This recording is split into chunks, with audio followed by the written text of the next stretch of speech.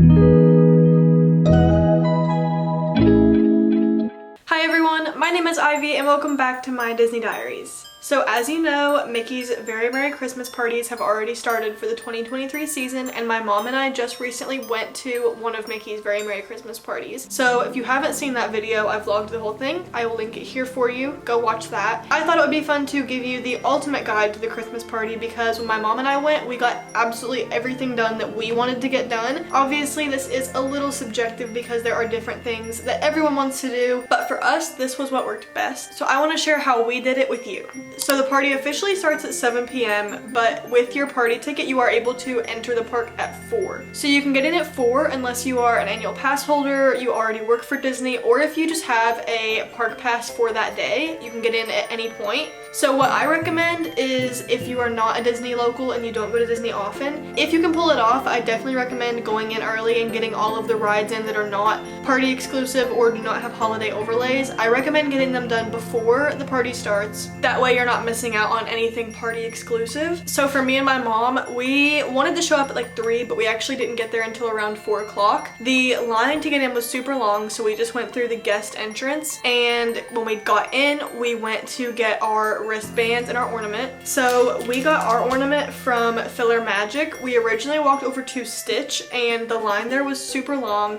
so I recommend not waiting in the long line and going around because there are 3 different distribution stations for your wristband and your ornament, and one of them is not going to be as long of a line as Stitch. I definitely recommend looking around before you just wait in line because a lot of people were just waiting and they did not need to wait that long. We literally walked right up, grabbed it, and then we were on our way. So like I said, I would recommend if you get in at 4 o'clock and you have some time to kill and you want to do some rides that don't have holiday overlays, I would do that then. You could do like Jingle Cruise, stuff like that. So the meet and greets don't officially start until 7. At 6 o'clock they start to get rid of all of the guests that are not going to the party, so they start setting everything up at that point. So we kind of just walked around, and around 5 o'clock we made our way over to the circus, and we decided that we were just going to go ahead and wait in line. If you're okay with waiting a little bit, I would recommend going to get in line for whatever character you want to meet, whether that's Mickey Mouse, Jack and Sally, whoever it is, the 7 dwarves. Ours was Scrooge.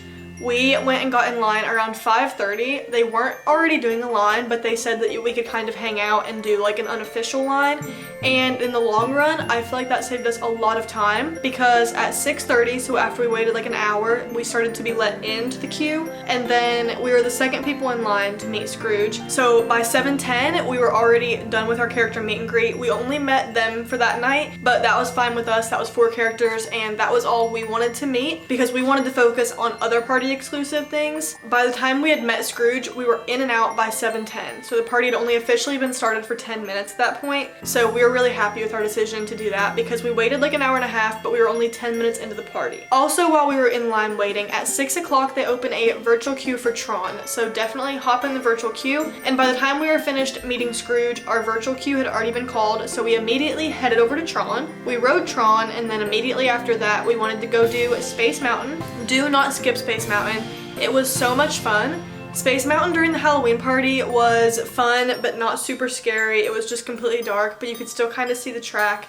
So it was fun, but I wasn't super impressed. The Christmas party one though was so much fun. The lights were like green and red, and they had like rock and roll Christmas music, and at some points it would just go completely black and then it would come back on, and it was just really good. Highly recommend it. Do not skip it. So then after Space Mountain, we went and got some cookies at one of the cookie stations at the lunching pad. They were the sugar cookies and the apple cider. Super good. So I would go ahead and do your cookie stop then. Then we walked over to the Tomorrowland stage, and that was where they had Club Tinsel. Club Tinsel is super fun, especially if you have little kids. They have Chip and Dale out there dancing around, and it's like a DJ. And when we walked up, we were about to walk away, and there was actually a special guest. It was Nick and Judy from Zootopia. So that was super cool to see them there. I'd never seen them in person at Walt Disney World, and they came out into the crowd. We were able to get photos, dance with them. It was super fun. So we definitely recommend going to Club Tinsel. After Club Tinsel, we headed over to Cosmic Rays because we wanted to get some food.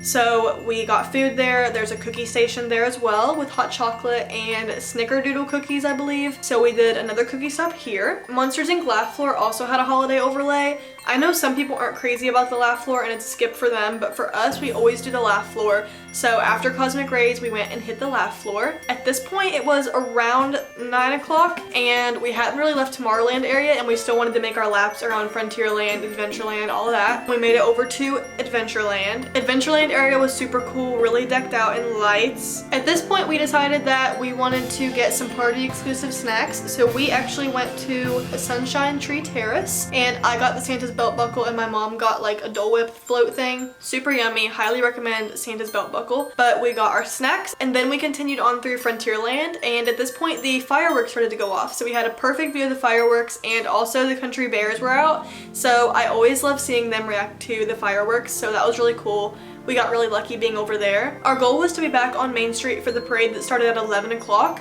So we wanted to get there at around 10:15 to secure a nice spot on Main Street. So we didn't really stop for fireworks. We kind of just watched them as we walked through Frontierland and Liberty Square. We hit another cookie stop on our way at Columbia Harbor House. And then after that, we continued on to loop around to Main Street. And when we got to Main Street, it was almost exactly 10:15 when our goal was. We got there at like 10:07 and the fireworks were just finishing. So people were kind of still lined up in the road for the fireworks. So we squeezed our way in, found a spot right on the edge of Main Street, and we were able to secure a great spot for the parade. So we waited for the parade for about 45 minutes. The castle show started at 11:55, so immediately after the parade we headed up there. We were a little worried after seeing the crowd at the first one that we wouldn't have a good spot for the second one, but it was completely empty. Highly recommend waiting until the last show to watch it because it was completely empty and we had a great spot. We just walked up there right after the parade. It was great. The show was super cute. And then the craziest part to me was the exit crowd. There was no exit crowd. We got out there, we got on the first boat back to Wilderness Lodge. The monorail had no line.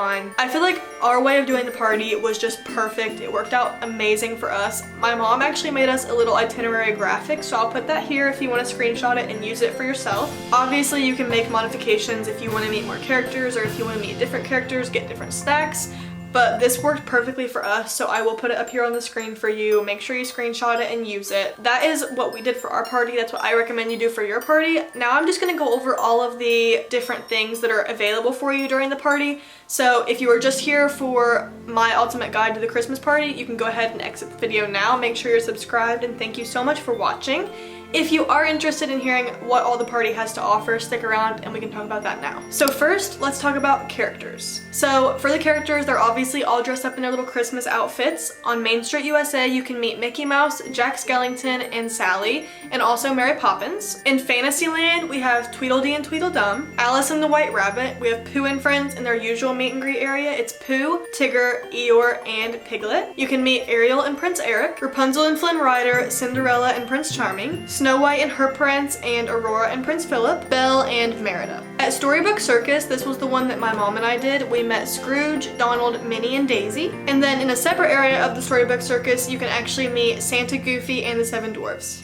In Adventureland, you can meet Aladdin, Jasmine, Abu, and the Genie. You can also meet Captain Jack Sparrow, Peter Pan, and Stitch. In Frontierland, there's the Country Bears. They were all just kind of walking around. We saw them during the fireworks, so if you head over that way during then, it's super empty and they obviously have really cute reactions to the fireworks, so I highly recommend going around during the fireworks time. And you can also meet Tiana and Naveen. At Liberty Square, under the little like gazebo thing by Sleepy Hollow, you can actually meet Santa as well. He was super cute and he was like kind of just hidden back there. And that is pretty much all the characters that you can meet during the party. Like I said, they're all dressed up in their little Christmas outfits, so it's definitely worth at least waiting for one character, I think. If you are not super heavy on the characters, I would just recommend choosing one and kind of hopping in line early. That way you can get it over with before the party even officially starts. Now let's talk about the entertainment for the night. There is only one Christmas time fireworks show, and that is at 10 p.m. You can obviously see the fireworks from anywhere. We watched them from Frontierland and we had a really good view. It was really empty. Like I said, the Country Bears were around. So if I were to watch them again, I would probably watch them from the same area. And you can also kind of just walk around while you're watching them. For me, I don't really need to stand somewhere and just watch the fireworks. There are two Christmas time parade times. There is one at 8:30 and one at 11. It begins in Frontierland and makes its way all the way through. However, it only snows on Main Street. Street. So that's where we watched it, was Main Street, because we wanted to get the snow. We watched the second parade. If you're someone that loves the parade, you could even watch both of the parade shows. There are 4 different stage shows, and we recommend watching the last stage show. So if you do the parade at 11 o'clock, the last stage show actually starts at 11:55, so you can just head right over. We waited like 15 minutes for it to start, and then we were able to head right out. But if you aren't wanting to stay after the last parade, the other show times are 7:40, 9:25, and 10:35. So you could always do the castle show and then head over to the parade route, but you might not get a front row spot if you're not already in the line waiting for it at that time. There is also the Frozen Holiday Surprise, and that is at 8:15. It's like a stage show as well. It's not party exclusive though, so if you want to watch that, go right ahead. But if not, they also do it if you have another park day at Magic Kingdom. You'll also see it at that point as well. There is also the Disney Junior Jingle Jam, so that's more geared towards kids, but the show times for that are 7 o'clock to 12 a.m. It's just a constant show down at Cosmic Rays in that little stage area. So it looked really cute when we were eating. There was Timon was down there, but they also had like Sophia the First, Vampirina, the different kinds of characters like that down there as well, and the kids looked like they were having a blast. There is also Club Tinsel, like I was saying, that's at the Tomorrowland stage, and it goes on and off intermittently from 7 to 12 as well. It's different music. When we were there, we saw the Chipmunks, and we also saw Judy and Nick from Zootopia. So I don't know if they have different characters coming out throughout the night as well, but that's who we specifically saw. I wouldn't skip it. I thought it was super cute. Even if you just make a pass through, I would definitely check it out. The one thing my mom and I did miss that we did want to see was the Reindeer Wranglers. They're a band over in Frontierland. The show times for that are 7:15, 8:05, 9:15, and 11:40. For the attractions, I'm just gonna put the infographic that I have up here for which attractions are available. The ones with a holiday twist or a holiday overlay are the Jingle Cruise. However, that one is not party exclusive, so if you miss out on it and you have another Magic Kingdom park day, you can always do it then. Or I would recommend doing it before the 7 o'clock time, that way you're not missing out on party exclusive things. The Mad Tea Party is another thing that was party exclusive that we did, and it was really cool. It just had different colored lights and Christmas music, but I really liked it. It was really fun, so I would definitely check that out. The Monsters Inc. Laugh Floor is another one we did. We thought it was super cute. Space Mountain was really good. Definitely don't skip. And the Tomorrowland Speedway, we specifically didn't do, but you can see the Christmas lights that are set up down there from above. You don't really have to do the Speedway, but if you have kids or you just like the Speedway, definitely think it would be super cute. And like I said, for virtual queue, Tron opens up at 6 o'clock, so I would definitely join the queue at 6. And we got our call back at like 7:10, so it was perfect timing when we were done meeting Scrooge, and it all just worked out perfectly for us. So yeah, that is all the information I have for you on the Christmas party. I hope it helped. We had a great time. I definitely recommend going to the parties. Personally, I feel like it is 100% worth the money. We had a great time. My mom and I love the parties. We're all actually going to Jollywood Nights as well. My dad and my roommate Kylie are going to be joining us. We're super excited and we love Disney, so I feel like anything they do will be great, but we have heard a lot of iffy things about Jollywood Nights, so I'm trying to avoid spoilers, but I also kind of want to hear like what's going wrong. But there are a few more parties in between ours and the one that they had first, so hopefully they're able to work out those kinks before we go. But I will be vlogging that night as well, so make sure you're subscribed and check back for that video. But make sure you comment below if you have any other questions about the party or anything about the DCP. I would love to help. I'd love to talk. So I will see you guys next week. Bye!